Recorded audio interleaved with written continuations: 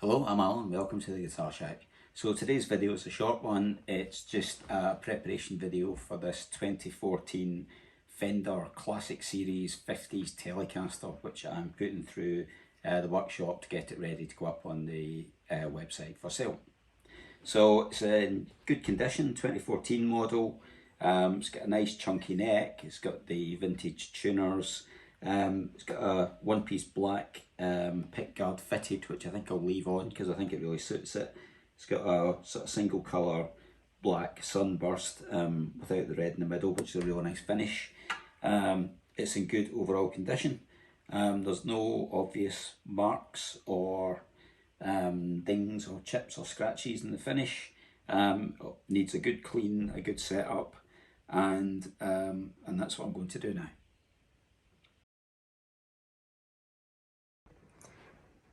So here's some, before we start, close-ups. So the body edges are all good. Don't see any imperfections there. There's no major well, there's no scratches really on the top. It's all in good condition. As always, like pretty much every second-hand guitar that you buy, it's just grimy. I have no idea why people don't clean their guitars before they put them up for sale, but they don't generally, and I buy a lot of guitars and I very rarely get one which doesn't need damn good cleaning. Anyway, so that's what it looks like down the frets. So these are, you can feel them as well as see them, so that's going to need a level crown and polish, which is what I'm going to do. The neck itself, that's wood figuring, that's not a mark. No, neck's in really good condition. The nut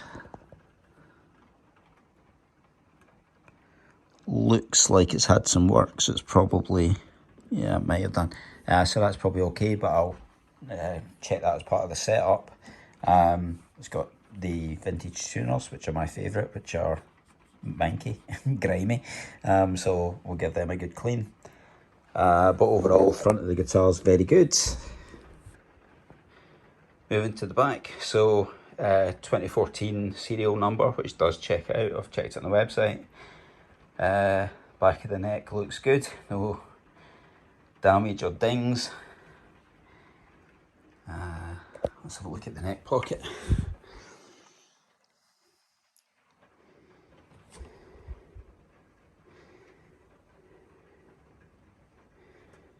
Neck pocket's good.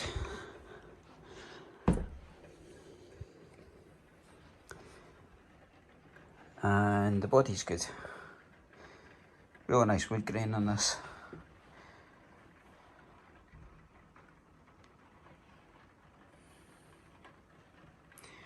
Yeah, so what I'm going to do now is I'm going to get the neck off it, give it a level crown and polish, and then get the guitar, open everything up, give it a good clean, a good polish. To deep clean it, I'll clean up all the electrics, make sure that everything works properly, and then I'll put it back together, and then I will set it up. So everything checks out on disassembly. So the neck is dated 20th of May 2014, and then the body is also stamped, can't see the month, but it is 2014. So that's all good. And as you can see, the neck pocket itself, let's zoom in. So it's no damage.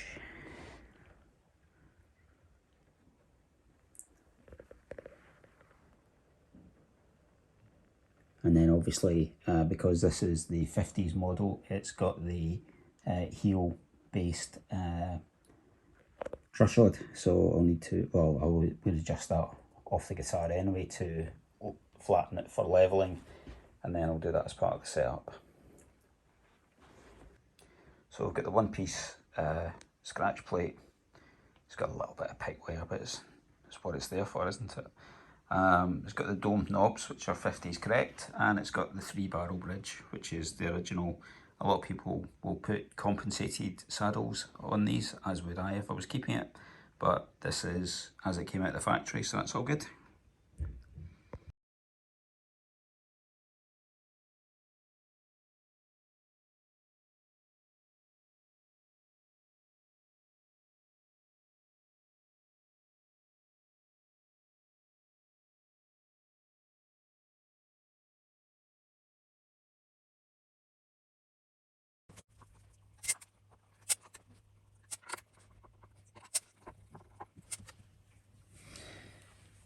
Well, as always, you can see why I go under the pickguard, because there's a whole lot of crap under here for no obvious reason. Get all that off.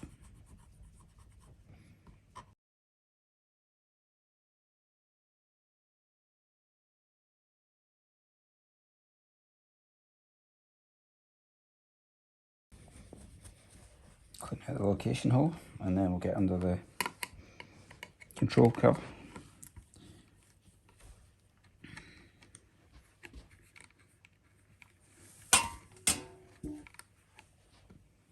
What am I doing? That's the switch.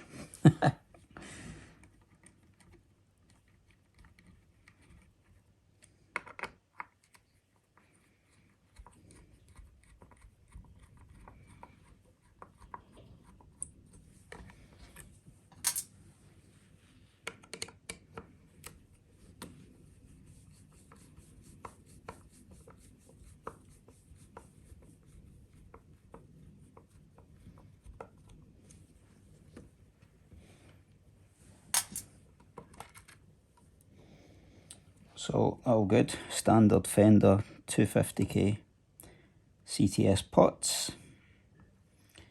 and the standard switch, not being messed with. And we have the barcode inside the pocket, which is always an indication of a genuine Fender body. Not that there's any reason to think that this wouldn't be, since it's effectively a newish guitar and in really good condition.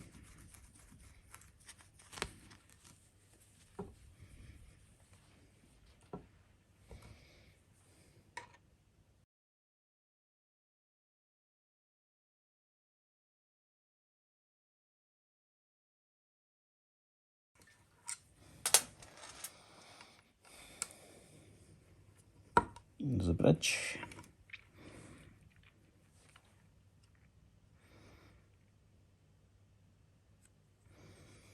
So that's all fine. So the earth wire on these, as is fairly standard Mexican Fender nowadays, is actually from the pickup. The earth is then looped round to sit on between the pickup and the bridge itself, and then on, so it just saves it. It's probably a more secure way of doing the bridge than the traditional wire up underneath it, and it works well.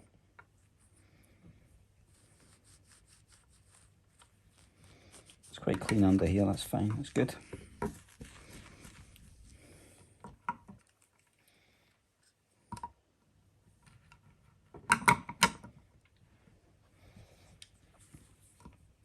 And then the other thing that I'll do is I'll just drop the saddles off and give them a good clean.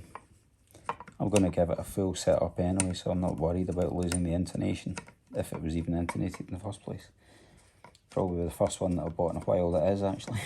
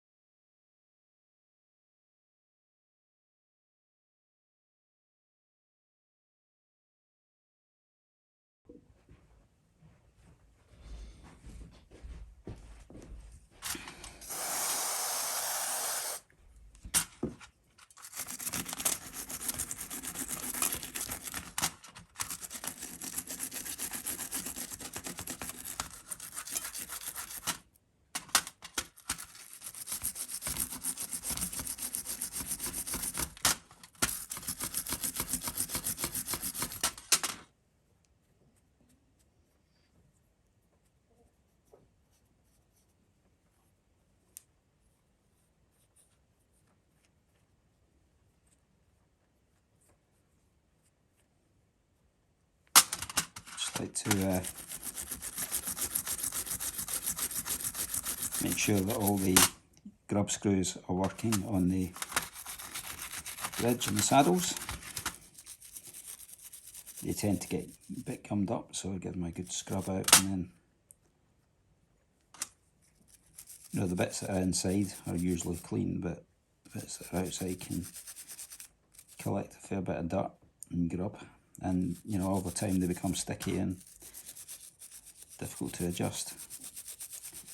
So it's just a bit of basic preventative maintenance, really.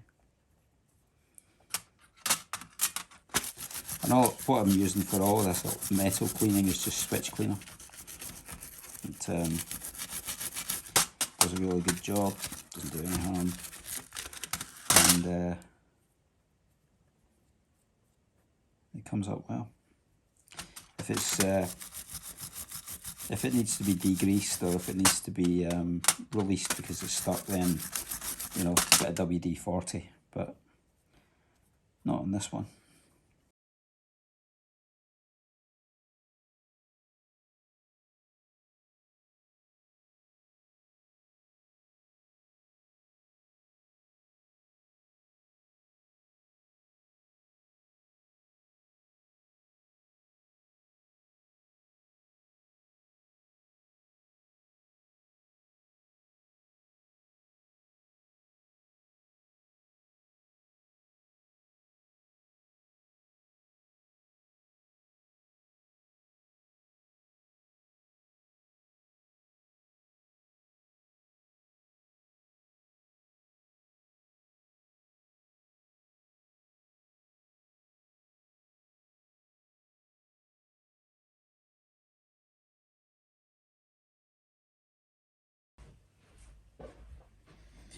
So that's the body complete. Deep cleaned, electrically cleaned, waxed all over, and all back together again. So that's ready to go. Put that to one side, and then next we're going to turn our attention to the neck. So two things I want to do with the neck. One is to clean up the tuners, and the second one is to give it a fret level crown and polish. You may not be able to see so well, but there's definite indentations all the way down. The neck itself is in good condition. The fret ends are nice and comfortable, so just a little bit tidying up as part of the level crown and polish process anyway. So the first thing I'm going to do is get these tuners off and give them a good clean, and then we'll get into doing the fretwork. Now, as with most of what I do, this is another one of those judgment calls when you would say, well, why do you bother taking the tuners off and cleaning them up? Most people wouldn't, but then my answer to that is, well, when else is it going to get done? I mean, they are a bit grubby and sticky. And the other point is that if you actually take the tuners off the guitar or off the head, then it's a lot easier to actually clean the headstock and wax it and get that all. So you just do a better job, and for the sake of 5-10 minutes. And realistically, if you're going to clean up the metal on the tuners, you don't really want to be doing it on the guitar, and it's probably quicker this way anyway. So yeah, that's my excuse. You may just think I'm a bit OCD, which is fair enough. You would not be alone. My wife would completely agree with you.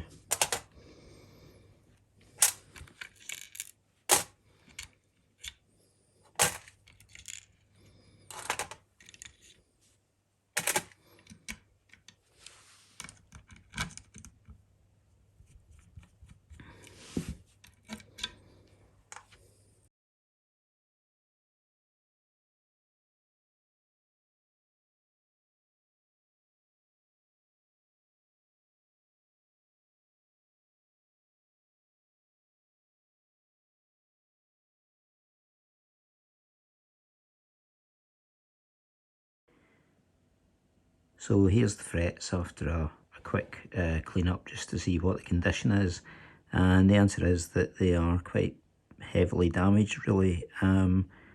the bass strings being pretty heavy attack with the E and the A string particular, and then we're quite worn on the higher strings as well. So it's going to be a full-blown level crown and polish, but that's okay. Bring it back to standard.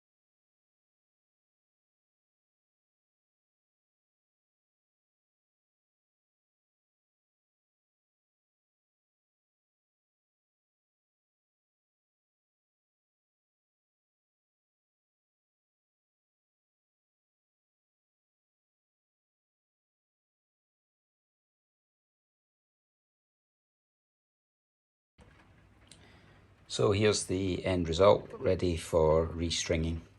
As you can see, the frets have all been levelled, crowned and polished. So all the wear is now gone and they're ready for reuse. Plenty of meat left on them. So yeah, this is well set up for the next 10 years.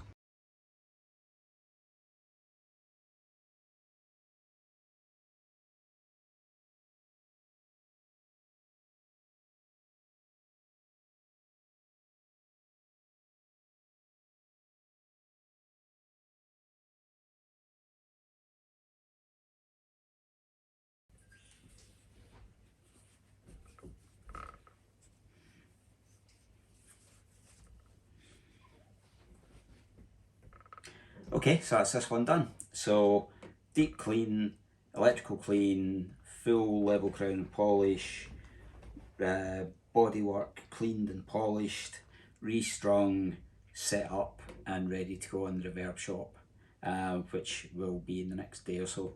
So I hope you enjoyed that. If you did, please like and subscribe, and I'll see you back in the shack next time.